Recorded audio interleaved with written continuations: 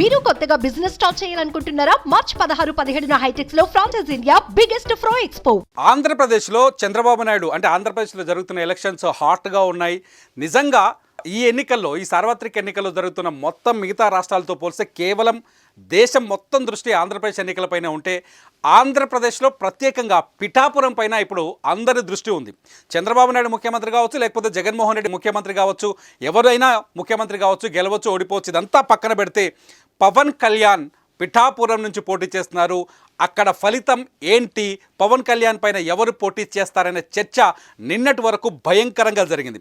అయితే ముద్రగడ పద్మనాభం ఎవరైతే ఉన్నారో, కాపు సామాజిక వర్గానికి చెందిన కాపు నాయకుడు, ఆయన వైసీపీలో చేరడంతో ముద్రగడ పద్మనాభమే పవన్ కళ్యాణ్ పైన పోటీ చేస్తారనే చర్చ జరిగింది. నిజానికి వంగా గీతను ఇన్ఛార్జిగా నియమించారు అంతకుముందే వైఎస్ జగన్మోహన్ రెడ్డి. వంగా గీత కాకినాడ ఎంపీగా ప్రాతినిధ్యం వహిస్తున్నారాం ఇప్పటి వరకు. అయితే కాకినాడ ఎంపీ అభ్యర్థిని మార్చేసి ఆ వంగా గీతను తీసుకొచ్చేసి పిఠాపురం నుంచి ఈసారి ఎన్నికల బరిలోకి దించబోతున్నారు. వంగా గీత కూడా కాపు సామాజిక వర్గానికి చెందిన నాయకురాలు, చాలా సీనియర్ నేత. మొదటి నుంచి కాపు సామాజిక వర్గం నుంచి చాలా గతంలో కాంగ్రెస్ పార్టీ నుంచి కూడా పార్లమెంటుకు పోటీ చేశారు, ఆమె ఎంపీగా పనిచేశారు.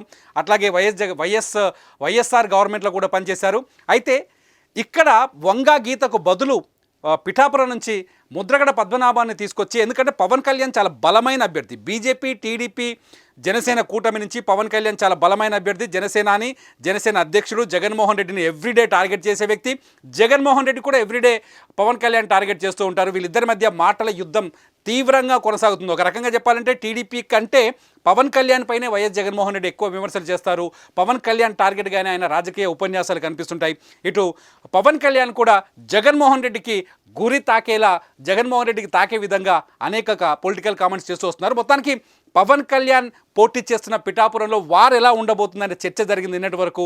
ముద్రగడ పద్మనాభాన్ని రంగంలోకి దించితే పవన్ కళ్యాణ్ ఓడించొచ్చు అని వైసీపీ శ్రేణులు, వైసీపీ కార్యకర్తలు ఒక చర్చ జరిగింది. పవన్ కళ్యాణ్ ఈసారి కూడా ఓడించి తీరుతామని చెప్పేసి సవాలు విసురుకున్నారు సోషల్ మీడియా వేదికగా.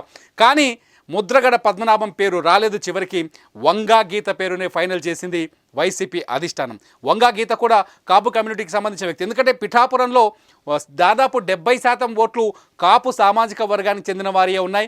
ఇక్కడ కాపు నాయకత్వం నుంచి ఎవరు నిలబడ్డా అధిక మెజార్టీని సాధించే అవకాశం ఉందని ఒక చర్చ ఉంది మొదటి నుంచి. దీంతో ఈసారి పవన్ కళ్యాణ్, ఇటు పవన్ కళ్యాణ్ కూడా కాపు సామాజిక వర్గానికి చెందిన నేతనే. ఎందుకంటే పవన్ కళ్యాణ్ కులాలని ఇవన్నీ పట్టించుకోకపోయినప్పటికీ, తాను పట్టించుకోనని చెప్పినప్పటికీ, అక్కడ సామాజికంగా చూస్తే మాత్రం పవన్ కళ్యాణ్ కాపు సామాజిక వర్గానికి చెందిన నాయకుడు, వంగా గీత కాపు సామాజిక వర్గం నుంచి వచ్చిన నాయకురాలు.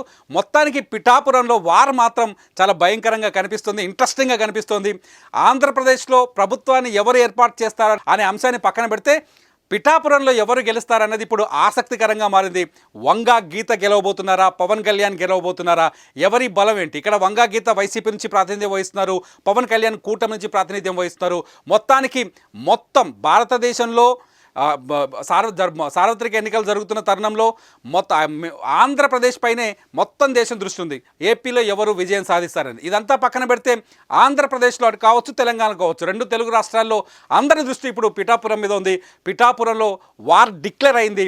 వైసీపీ నుంచి వంగా గీత, కూటమి నుంచి పవన్ కళ్యాణ్. ఈ వార్లో విజేతలు ఎవరో చూద్దాం. సుమన్ టీవీలో మీ పర్సనల్ అండ్ బిజినెస్ ప్రమోషన్స్ కోసం కింది నెంబర్కి కాంటాక్ట్ చేయండి.